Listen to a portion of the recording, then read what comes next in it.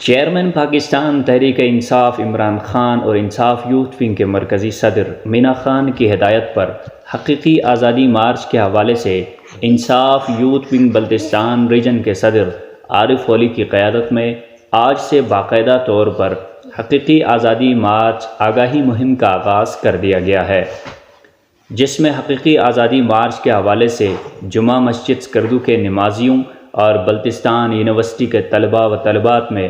آگاہی پمفلیٹ تقسیم کیا گیا۔ اس مہم میں انصاف یوتھ ونگ بلتستان ریجن کے صدر عارف ہولی، ڈسٹرکٹ سکردو کے صدر ظہیر عباس، نائب صدر سعید شہباز، سعید عارف رضوی اور دیگر ممبران نے شرکت کی اور شرکاء میں آگاہی مہم کے حوالے سے پمفلیٹ تقسیم کیے۔ ریجنل صدر انصاف یوتھ ونگ عارف ہولی کا کہنا تھا کہ chairman P T I Imran Khan کے حکم پر پورے پاکستان کی طرح گلگت بلتستان میں بھی آج سے حقیقی آزادی مارچ آگاہی پمفلیٹ تقسیم کیے جا رہے ہیں۔ ان کا مزید کہنا تھا کہ حقیقی آزادی مارچ کے لیے بلتستان ریجن سے لاکھوں کے تعداد میں کارکنان اور عوام اپنے قائد کے حکم پر اسلام آباد کی طرف روانہ ہوں گے